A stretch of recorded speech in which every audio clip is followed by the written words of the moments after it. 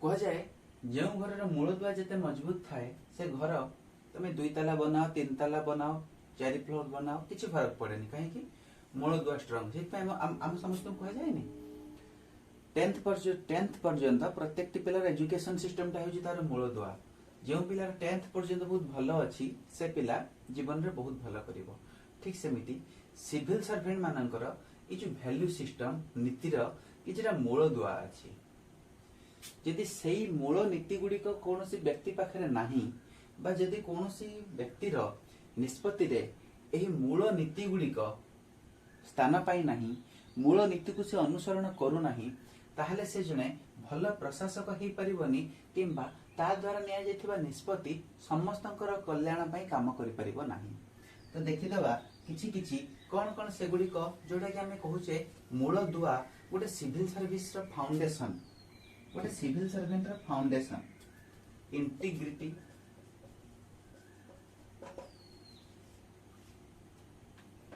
Uprightness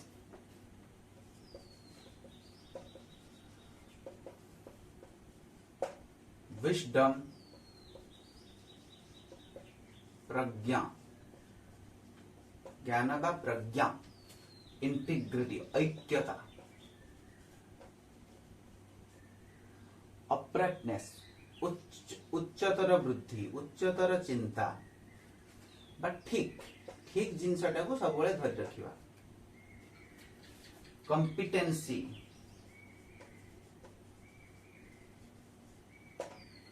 दक्षता बा efficiency competency दक्षता बा एफिशिएंसी इम्पार्शियलिटी अर्थात निरपेक्षता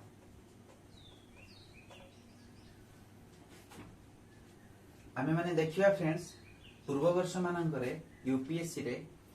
एपरि डायरेक्ट क्वेश्चन पके देछि what are the foundational value by explain the foundational value such as integrity uprightness and wisdom तीनटा दे देथिबो तीनटा को आपन को एलाबोरेट करके लिखिया पई पड़िबो and how they manipulate and how they affect a decision making capacity of a civil servant एवं एई तीनटा केमिति गोटे सिविल सर्विस सिविल सर्वेंट रो डिसीजन मेकिंग कैपेसिटी को प्रभाव पकांती ता ऊपर लिखंतु। तो एटा आपन केमिति लिखिया पई पड़िबो विजडम त हम तो गोटे लैंग्वेज रे कहि देली प्रज्ञा किंतु आपन से जो लाइन टी को प्रज्ञा लाइन टी को एलाबोरेट करके विस्तार करके लिखिया पई पड़िबो केमिति सेटा हमें धीरे धीरे धीरे धीरे with the course of time देखिबा with the flow of time देखिबा। नेक्स्ट आसिला इमोशनल इंटेलिजेंस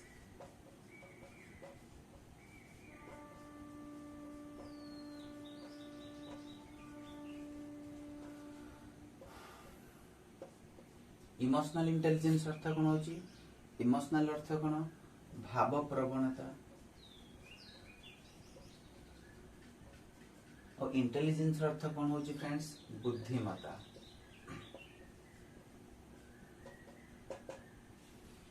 माने प्रत्येक व्यक्तिर भाव थाए प्रत्येक व्यक्ति इमोशन द्वारा जड़ित व्यक्ति माने इमोशन पशु मानकर तो इमोशन अछि we are the human being we are the greatest creature of the god तेणु करी भाव प्रवणता और बुद्धिमत्ता जन सिविल सर्वेंट पाखरे बुद्धिमत्ता एतिक तो रहिबा दरकार केमितिका से लोक मानक भावना सहित खेलिबनी लोक मानक भावनार मजाक उड़ेबनी बा लोक मानक भावना को दुख दबनी बरं लोक मानकर भावना को व्यवहार करी बुद्धिमत्तार सह कार्य करी समस्तंकर मंगल पई काम करिवो। एठी मोटे ग्रेट एग्जांपल दवा पई चाहिबी महात्मा गांधी आपण मान जति इतिहास को पुनर्वलोकन करिवे जानिबे महात्मा गांधी कर प्रत्येकटी मोमेंट से देशवासी भावना को व्यवहार करी करिसेंती। अमु तो कहबी जने सिविल सर्वेंट को महात्मा गांधी को सिखिबार अछि how to use emotional intelligence चाहे से नॉन कोऑपरेशन मूवमेंट हो असहयोग आंदोलन हो आईन अमान्य आंदोलन हो भारत छाड़ आंदोलन हो रावल एक्ट हो किछि भी हो प्रत्येक स्तर रे से लोक मानक सहित इमोशनल इंटेलिजेंस को व्यवहार करिसेंती। इमोशनल इंटेलिजेंस को केमिति से कार्यकारी करि परिबे तार एक प्रकृष्ट उदाहरण होचंती महात्मा गांधी एम.के. गांधी। तो यही सब कंपोनेंट गुड़ाक यही सब क्वालिटी जन सिविल सर्वेंट भितर रहिबा निहाती दरकार कारण ताको दैनंदिन जीवन रे साधारण लोक मानक सहित ही डील करिया पई पड़िबो जदि ता भितर क्षमता नथिबो इंटेलिजेंस को लोक निजर भाव को कंट्रोल करि परिवार एवं अन्य मानक भावना को कंट्रोल करि सेमानकु मध्य काम रे लगे परिवार ताले हेई परिबोनी तेनु करी एई पार्टी इमोशनल इंटेलिजेंस भाव बुद्धि भाव प्रवणता और बुद्धिमता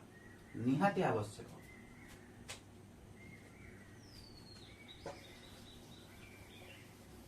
आशा करुची आपण मानकु आशा भलो लागुथुबो बा बुझी पारुथिबे केमिति क्लास टी लागुची दया करी मते आपण माने कमेंट सेक्शन रे जणैबे। नेक्स्ट देखिबा contribution of moral thinkers.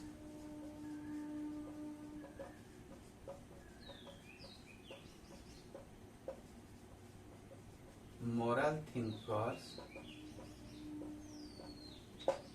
philosophers and philosophers।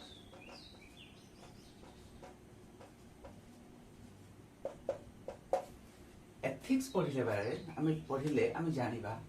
जे हम एथिक्स सिस्टम रे हम नीति शास्त्र रे मोरल थिंकर्स बा फिलोसोफर दार्शनिक मोरल थिंकर्स जो माने नैतिकता को चिंता करंती प्लूटो ही गले सक्रेटिस ही गले कार्ल मार्क्स ही गले बा फिलोसोफर दार्शनिक संत ही गले एथरा में पढ़बे जे समानंगर कोन कोन सब अवदान अछि आमे एठारे नै परिबा बुद्धंग कथा नै परिबा गौतम बुद्धंग कथा नै परिबा जैनंग कथा नै परिबा सक्रेटिस का कथा नै परिबा दलाई लामा कथा नहीं परिबा महात्मा गांधी कथा नहीं परिबा बोस को कथा नहीं परिबा सुभाष चंद्र बोस को कथा नहीं परिबा कार्ल मार्क्स को कथा नहीं परिबा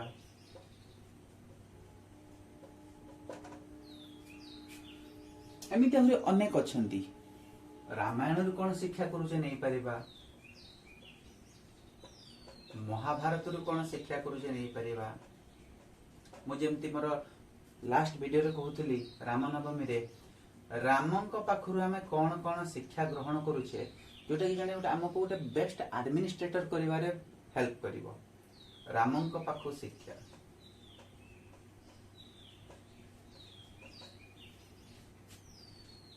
कारण बहुत सारा भाई भौणी माने ओडिया मीडियम ऑप्शन नै चंती लिखिया पई किंतु बहुत जनक पाखु मु जते जनक पाखरे कथा हुए सेमानक मनरे सोले बहुत अफसोस थाए जे आमे केमिति ओडिया रे पढिबाटा स्टार्ट करिबा आमे केमिति ओडिया रे लेखिबा कारण ए ओडिया रे सेमानक पढिबा पई लेखिबा पई कोनसी प्लेटफॉर्म सेमति दिया जाय नाही बा बुझेई परिबा परी बा लेखै परिबा परी तो आमे नै आसीछु फ्रेंड्स आपण मानक पई ओडिया रे एवं इंग्लिश रे बोथ रे लेखिबे बोथ रे बुझिबे एवं भलो स्कोर करिवे केमिति करिवे ताहा आमे आपनको धीरे धीरे धीरे धीरे समय क्रमे कहिबा धीरे धीरे धीरे धीरे जानिबा एवं माय डियर फ्रेंड्स गोटे कथा मन रखिबे जेमिति गोटे छोट गछटे बड़ा होवा पई समय लागे सेमिति राइटिंग प्रैक्टिस पई समय लागे आपण गति पई एवरीडे परिश्रम करिया पई पड़े एवरीडे प्रत्येक दिन आपण परिश्रम करिया पई पड़े मु आपनको कहिबी केमिति आपण एक सुंदर और सरल क्वेश्चन लिखि परिबे केमिति आपण एक 250 वर्ड रो जो क्वेश्चन ता हबो एटा एबे लिखि दोजी माय डियर फ्रेंड्स जते आपण 250 वर्ड रो जते आपण एक क्वेश्चन लिखिबे आपण ता भीतर को कंपोनेंट को ध्यान देबे आपण ता भीतर केउ दिग प्रति ध्यान देबे आपण क्वेश्चन को केमिति डिकोड करिवे ताहाले आपण माने देखिबे ताहाले आपण माने पाइबे आपण बहुत भलो नंबर स्कोर करि परछंती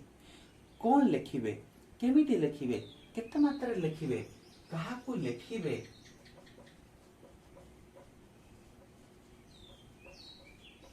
ओ कहा को छाड़िबे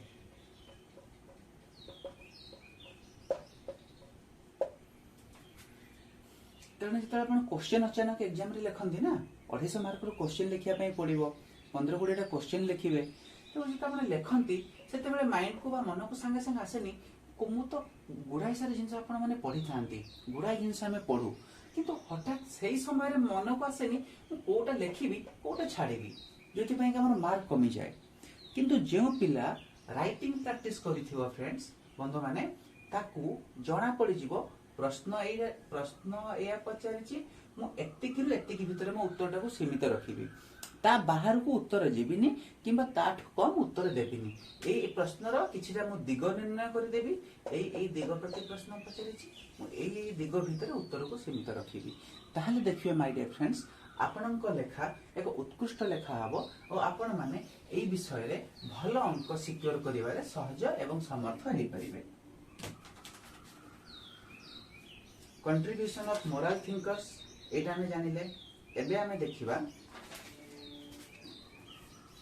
civil service value ethics in public administration. Civil service value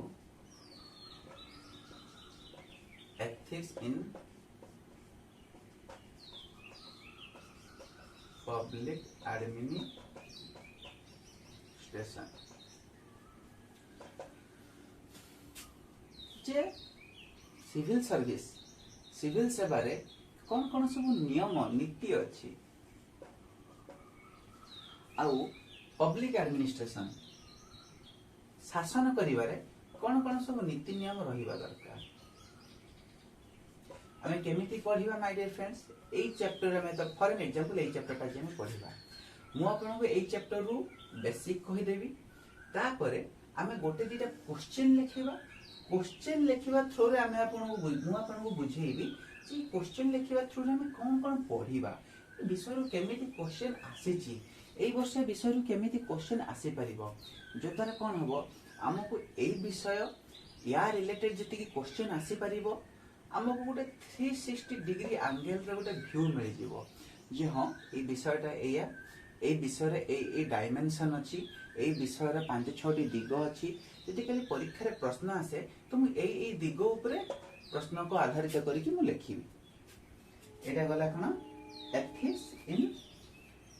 civil service value and ethics in public administration. कौन कौन सब काम अछि,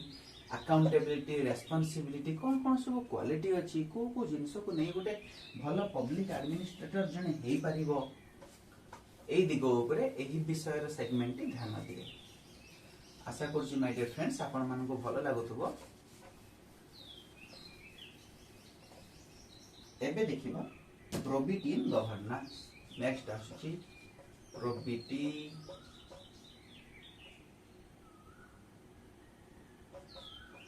in governance। जे केमिति आपण प्रोबिटी मेंटेन करिवे, केमिति आपण गवर्नेंस को स्मूथली चलेबा पई, केमिति आपण गवर्नेंस एक छोट शब्द नहीं माय डियर फ्रेंड्स, केमिति आपण गवर्नेंस को चलेबा पई एक फेयर गोटे जस्ट फेयर गोटे उचित नीति अवलंबन करिवे, सेटा हम ए विषय रो जानिबा। प्रश्न भी सेमती आसीबो, आपण केमिति ता भीतर इक्वालिटी रखिबे, आपण केमिति ता भीतर एक सिविल सर्वेंट रो जो मोरल एथिक्स अछि, मोरल ग्राउंड अछि, ताकू आपण स्ट्रांगली होल्ड करिवे, एटा ए विषय रो हम जानिया पई पाइबा। Probity in governance, e governance तार भीतर सब आसीबो। तापर धीरे धीरे हम जानिबा एथिकल इश्यूज सब कोन कोन अछि, कारण माय डियर फ्रेंड्स वर्तमान जो समय होची परिवर्तन समय,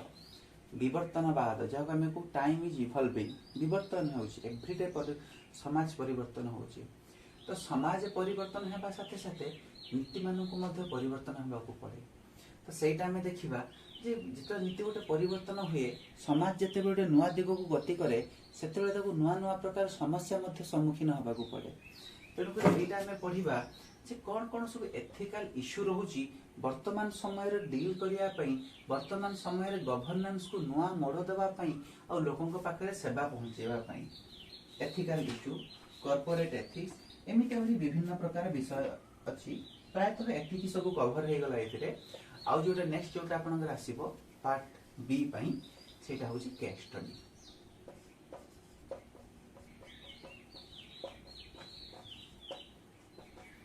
ଯାହାକୁ ଯଦି ଆମେ ସିମ୍पल ଲାंग्वेज रे कहिबा जे रियल लाइफ वास्तव जीवन रे